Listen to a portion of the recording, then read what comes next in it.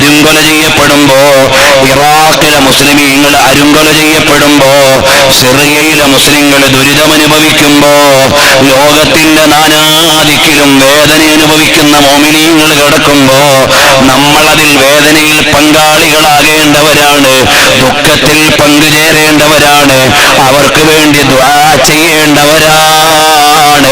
അതിന് പകരം ഇവിടെ വന്ന മൗലവി പറയാണ്, അവരനുഭവിച്ചോട്ടെ, അവര് മുശ്രിക്കീങ്ങളാണ്.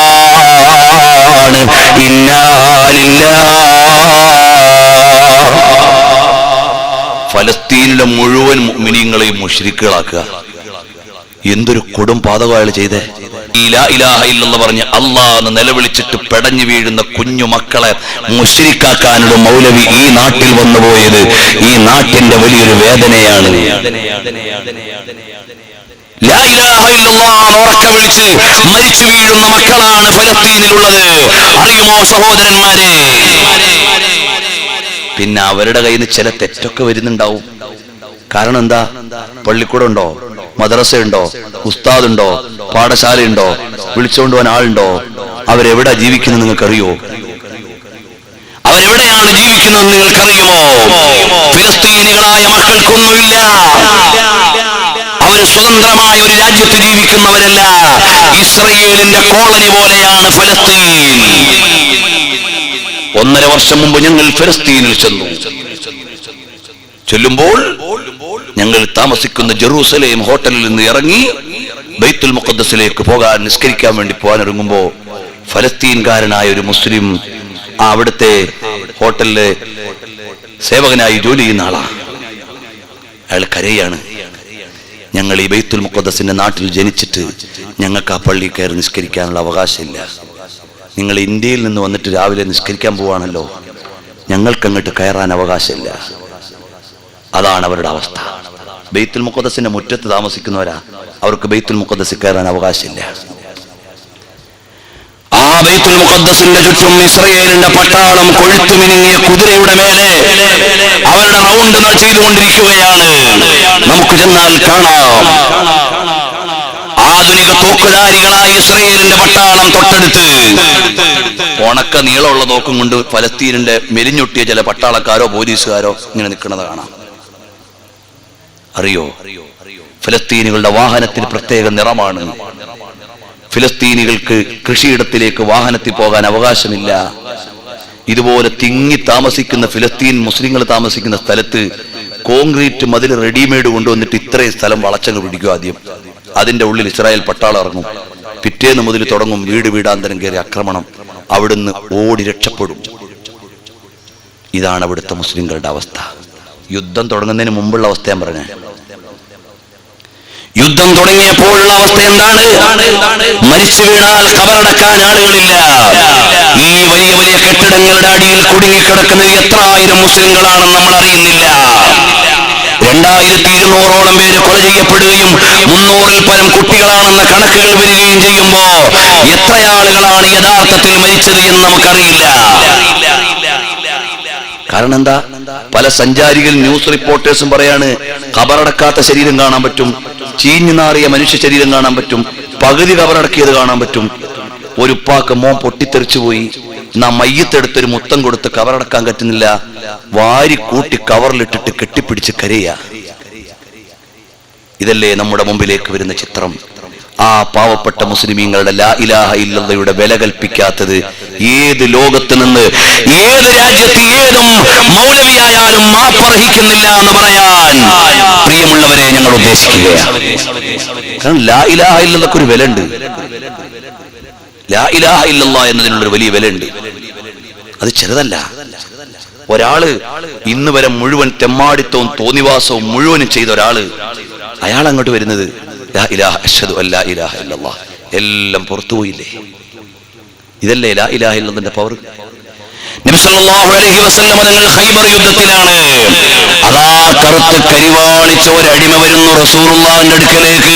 സുബുലുൽ ഹുദാ വർ റഷാദ് മറിച്ചാൽ കാണാം. വന്നിട്ട് പറയുന്നു, യാ റസൂലല്ലാഹ്, അവിടുത്തെ മതം പറയുന്നത് എന്താണ് നബിയേ? നബി സല്ലല്ലാഹു അലൈഹി വസല്ലം ഇസ്ലാം പരിചയപ്പെടുത്തി കൊടുത്തു. മോനെ ലാ ഇലാഹ ഇല്ലല്ലാഹ് വിശ്വസിച്ച് സൽക്കർമ്മങ്ങൾ ചെയ്താൽ സ്വർഗത്തിൽ പോവാ. അപ്പൊ അയാൾ പറയാ, തങ്ങളെ ഞാൻ കറുത്ത ആളാ, അടിമയാ, എന്റെ ശരീരത്തിനൊരു ദുർഗന്ധമുണ്ട്, ഞാൻ മുസ്ലിമായ എനിക്ക് സ്വർഗം കിട്ടുമോ? അപ്പൊ അള്ളാഹു റസൂൽ സല്ലല്ലാഹു അലൈഹി വസല്ലം പറഞ്ഞു, മോനെ നിനക്കും കിട്ടും. അയാൾ പറഞ്ഞ കാര്യം എന്താ? ഞാൻ അടിമ, എന്റെ നക്കാപ്പിച്ചില്ല, ഞാൻ കറുത്ത് കരുവാളിച്ചാടാ, സൗന്ദര്യമില്ല, എന്റെ ശരീരത്തിൽ നിന്നൊരു ദുർഗന്ധവും കൂടി വരുന്ന ഒരാളാ, എനിക്ക് സ്വർഗം കിട്ടുമോ? നബി സല്ലല്ലാഹു അലൈഹി വസല്ലം തങ്ങൾ പറഞ്ഞു, മോനെ നീയും ഈമാൻ കൊണ്ടാൽ നിനക്ക് സ്വർഗമുണ്ട്. എന്നാൽ ഞാൻ എന്റെ ഉടമസ്ഥൻ ഏൽപ്പിച്ചു വിട്ട ആടിൻ പറ്റത്തെ വീട്ടിൽ കൊണ്ടാക്കിയിട്ട് തിരിച്ചു വരട്ടെ? മോനെ വിഷമിക്കണ്ട, ആട് വീട്ടിലെത്തിക്കൊള്ളൂ. നബി സല്ലല്ലാഹു അലൈഹി വസല്ലം പറഞ്ഞു ആടുകളോട് മുതലാളിയുടെ വീട്ടിൽ പോകാൻ. ആട് പോന്ന രംഗ ഇമാം യൂസുഫ് സാലിഹ് എഴുതുക, ഒരു ഇടയൻ നിന്ന് നയിക്കുന്നത് പോലെ ആട്ടിൻപറ്റം മുഴുവനും ആ ജൂതന്റെ വീട്ടിലോട്ട് വന്ന് കയറിയപ്പോ അയാൾ നോക്കി, ഇന്ന് ഇടയനില്ലാതെ ഈ ആടുകളെല്ലാം ഇങ്ങനെ വരുന്നത് എന്ന്. അപ്പൊ അയാൾ മനസ്സിലാക്കി, എന്റെ ഇടയൻ മുസ്ലിം ആയിട്ടുണ്ടാവും, എന്റെ ഇടയൻ മുസ്ലിം ആയിട്ടുണ്ടാവും, അതാ ആടിത്ര അനുസരണ വരുന്നത്. അപ്പൊ അയാളുടെ ബാധ്യതയാണ്. അപ്പോൾ ഹബീബായ സല്ലല്ലാഹു അലൈഹി വസല്ലം തങ്ങൾ പറയാണ്, അയാൾ അല്ലാഹുവിന്റെ മാർഗത്തിലേക്ക് ഇറങ്ങി, നിമിഷങ്ങൾ വൈകില്ല, ഖുതില ഷഹീദാ, ഷഹീദായി വഫാത്താവുകയാണ്. ഷഹീദായി പോയി. ഒറ്റ നേരത്തെ നിസ്കാരം നിസ്കരിച്ചിട്ടില്ല, ഒറ്റ നോമ്പെടുത്തിട്ടില്ല, ഒറ്റ ഹജ്ജ് ചെയ്തിട്ടില്ല, ഒറ്റ ഉംറ ചെയ്തിട്ടില്ല, ഒന്നിനും ചാൻസ് കിട്ടിയില്ല, ആള് മരിച്ചുപോയി. അയാളുടെ ജനാസ കൊണ്ടുവച്ചപ്പോ അല്ലാഹു റസൂൽ സല്ലല്ലാഹു അലൈഹി വസല്ലം ചിരിക്കുക, എന്നിട്ട് പറയാ, ഓ വല്ലാത്ത ഗോളായി പോയല്ലോ, എത്ര ഹൂർലിങ്ങളാണ് അയാളുടെ കഫം പുടവയുടെ ഉള്ളിൽ കയറാൻ മത്സരിച്ചു കൊണ്ടിരിക്കുന്നത് എന്ന് മുഹമ്മദുർ റസൂലുള്ളാഹ് സല്ലല്ലാഹു അലൈഹി വസല്ലം നിങ്ങൾ പഠിപ്പിക്കുകയാണ്. അതാണ് ലാ ഇലാഹ ഇല്ലല്ലാഹ് എന്നതിന്റെ മൂല്യം. ആ ലാ ഇലാഹ ഇല്ലല്ലാഹ് എന്ന് ഉറക്കെ പ്രഖ്യാപിച്ച പൊന്നോമന മക്കള് മുസ്ലിങ്ങളായതിന്റെ പേരിൽ, ഫലസ്തീനികളായതിന്റെ പേരിൽ, ഫലസ്തീനിന്റെ മണ്ണിൽ ഇഞ്ചിഞ്ചായി മരിച്ചു വീഴുമ്പോ അവര് ബഹുദൈവാരാധകരാ, അവർ ശിക്ഷിക്കപ്പെടട്ടെ എന്ന് കൊലവിളി നടത്താനുള്ള ആളുകൾ മലയാളത്തിന്റെ മണ്ണിൽ ഉണ്ടായി പോയത് മുസ്ലിങ്ങൾക്ക് മാത്രമല്ല, ഈ നാടിന് തന്നെ നാണക്കേടാ. പറയാതിരിക്കാൻ പറ്റുമോ? പിഞ്ചോമന മക്കളെ മഴസൂം ബച്ചാന്ന് അറബി പറയാ, ഉറുദു പറയാ മഴസൂം ബച്ച. കാരണം നിരപരാധികളായ കുട്ടികൾ, അവർക്ക് ഈമാനും ഇസ്ലാമൊന്നും വേർതിരിയാനുള്ള വകതിരിവ് പോലും ആയിട്ടില്ല. ആ ഓമന മക്കളാണ് 300 ചില്ലാരും പൊട്ടിത്തെറിച്ചു പോയത്, നമ്മുടെ കൈ കിട്ടിയ കണക്കനുസരിച്ച്. ആ മക്കൾക്ക് വേണ്ടി എന്തുകൊണ്ടാണ് ഫലസ്തീനികൾ വേട്ടയാടപ്പെടുന്നത്?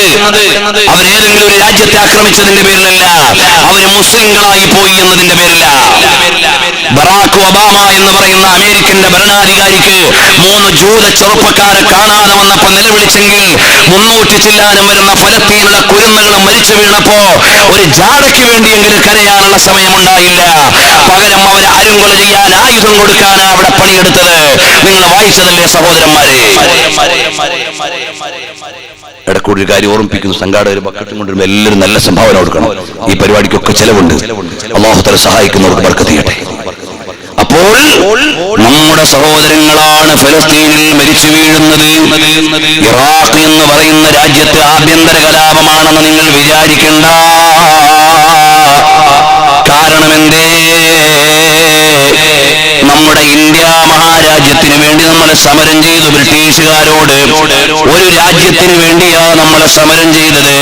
സ്വാതന്ത്ര്യം തന്നത് 2 രാജ്യത്തിനാണ്. കാരണം തമ്മി തല്ലി മരിച്ചോട്ടെ എന്ന് വിചാരിച്ചാണ് ചെയ്തത്. ഇന്ത്യയും പാകിസ്ഥാനും തമ്മിൽ തല്ലിക്കോട്ടെ എന്ന് വിചാരിച്ച സ്വാതന്ത്ര്യത്തിന്റെ തലേന്ന് വരെ ഒരു രാജ്യത്തിനല്ലേ നമ്മൾ സമരം ചെയ്തത്. സ്വാതന്ത്ര്യം തന്നപ്പം പാകിസ്ഥാൻ, ഹിന്ദുസ്ഥാൻ എന്ന 2 രാജ്യത്തിനല്ലേ ഇവിടെ സ്വാതന്ത്ര്യം നൽകിയത്. അതിവിടെ വിഭജിച്ച് ഭരിക്കാനുള്ള കുതന്ത്രമായതുപോലെ അമേരിക്കക്കാരൻ പാവപ്പെട്ട ഇറാഖികളെ 2 തട്ടിൽ നിർത്തിയിട്ട് ആയുധം വിറ്റ് ചെലവഴിക്കുകയാണ്. അറിയുമോ സഹോദരാ, അവിടെ കുരുന്നുകൾക്ക് പഠിക്കാൻ അവസരമില്ല. അവർക്ക് പള്ളിക്കൂടത്തിലോ മദ്രസയിലോ പോകാൻ അവസരമില്ല. ഞങ്ങൾ ഇറാഖിലെ ബഗ്ദാദിൽ അലമിയ എന്ന് പറയുന്ന ഗ്രാമത്തിൽ ഞങ്ങൾ പോയി. വാഹനം കൊണ്ട് നിർത്തിയതേ ഉള്ളൂ. 100 കണക്കിന് സുന്ദരന്മാരായ കുട്ടികൾ ഓടി വരിക. എന്തിനാ? നമ്മൾ കടിച്ചതിന്റെ ബാക്കി ആപ്പിൾ വാങ്ങാൻ, നമ്മൾ കുടിച്ചതിന്റെ ബാക്കി വെള്ളം വാങ്ങാൻ, നമ്മുടെ കയ്യിൽ നിന്ന് ചില്ലറ വാങ്ങാൻ. ആ വന്ന് നിൽക്കുന്ന മക്കള്, അതിലുള്ള കുറെ കുട്ടികളുടെ മുഖം ഇപ്പോഴും കണ്ണിന്ന് പോണില്ല. ഖാലിദ് എന്ന് പറയുന്ന ഒരു കുട്ടിയെ ഞാൻ ഇപ്പോഴും ഓർക്കുക. ചുണയോടെ ഓടി മുന്നോട്ട് വരിക, നമ്മുടെ മുമ്പിൽ വന്നു നിന്നുകൊണ്ട് ബാക്കിയുള്ളതൊക്കെ വാങ്ങുമ്പോ ചോദിച്ചു, മക്കളെ നിങ്ങൾ സ്കൂളിൽ പോണില്ലേ? സ്കൂളൊന്നുമില്ല. അവിടുത്തെ ഒരു മതിലിൽ ഒരുപാട് പാസ്പോർട്ട് സൈസ് ഫോട്ടോ ഇങ്ങനെ വെച്ചിട്ടുണ്ട്, ഒരു ഫ്ലക്സ് അടിച്ചിട്ട്, അതാ എന്റെ വാപ്പ ഷഹീദായ വാപ്പായ, അത് എന്റെ എളാപ്പായ, അത് എന്റെ മൂത്താപ്പായ, അത് എല്ലാരും മരിച്ചുപോയി. ഞങ്ങൾക്കാരുമില്ല, ഞങ്ങൾ ഈ തെരുവിൽ കിടന്നുകൊണ്ട് ജീവിക്കുകയാണ്. ഞങ്ങളെ പള്ളിക്കൂടത്തിൽ വിടാൻ ആളില്ല, ഞങ്ങളെ നോക്കാൻ ആളില്ല, ഞങ്ങളെ നോക്കേണ്ടവരെല്ലാം മരണപ്പെട്ടു പോയിരിക്കുകയാണ്. അവസാനം അബൂ ഹനീഫ ഇമാം റളിയല്ലാഹു അൻഹുവിന്റെ മഖ്ബറ സിയാറത്ത് കഴിഞ്ഞ് അതിന്റെ പിന്നിലുള്ള പൊതു ഖബർസ്ഥാനിലേക്ക് ചെന്നപ്പോൾ ഇന്നാ ലില്ലാഹ്, അവിടെ തകർന്ന തരിപ്പണമായി കിടക്കുകയാണ്. എന്തേ മോനെ ഈ ഖബർസ്ഥാനിൽ സംഭവിച്ചു പോയത്? അമേരിക്കയുടെ ബോംബ് വീണിട്ട് പൊടി പൊടിയായതാണ്. അറിയുമോ സഹോദരാ, ഖബർസ്ഥാൻ അവരെ വെറുതെ വിട്ടില്ല, മരിച്ചവരെ അവര് വെറുതെ വിട്ടില്ല. ഇപ്പൊ ഇസ്രയേലിന്റെ ജൂതപ്പരിശകൾക്ക് ഫലസ്തീനിലെ ഒരു ഉമ്മാന്റെ പള്ളയിൽ വളരുന്ന ഭ്രൂണത്തെയും പേടിയാണ്. അതുകൊണ്ടല്ലേ അവര് കൊന്നുകളയുന്നത്.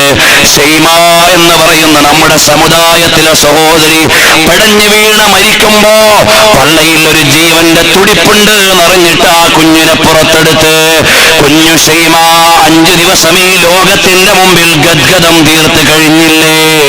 ഇതെല്ലാം ഈമാനും മനുഷ്യത്വമുള്ളവരുടെ മാറ് പിളർന്നുകൊണ്ടിരിക്കുമ്പോ അവരും മരിച്ചോട്ടെ, അവരും മുശ്രിക്കാന്ന് പ്രസംഗിക്കാൻ താടി നരച്ച് തലപ്പാവ് വെച്ച മൗലവിമാരിറങ്ങിയാൽ അത് ഖിയാമത്ത് നാളിന്റെ അടയാളമാണ്. അല്ലാതെ എന്ത് പറയാനാ? നിങ്ങൾ ആലോചിച്ച് നോക്ക്. പിഞ്ചോമന മക്കൾ പടഞ്ഞു വീഴുമ്പോ അവര് മരിച്ചോട്ടെ, അവര് മുശ്രിക്കീങ്ങളാ. നബി സല്ലല്ലാഹു അലൈഹി വസല്ലം കാരുണ്യം എന്താ? ഉറുമ്പ് പോലും കത്തി മരിച്ചൂടാ.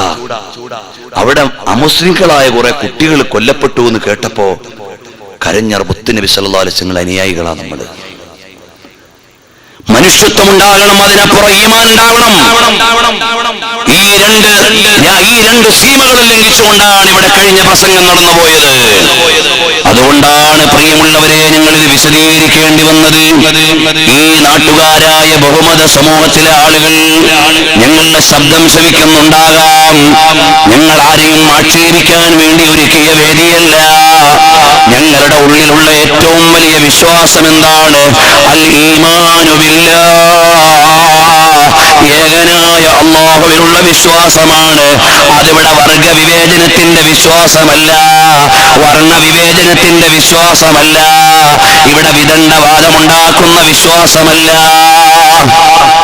ഇസ്ലാമിന്റെ അടിത്തറ മുഴുവനും എല്ലാ മതക്കാർക്കും പറ്റുന്നതാണ്, അല്ലാതെ പ്രത്യേകിച്ചൊരു കാര്യമല്ല.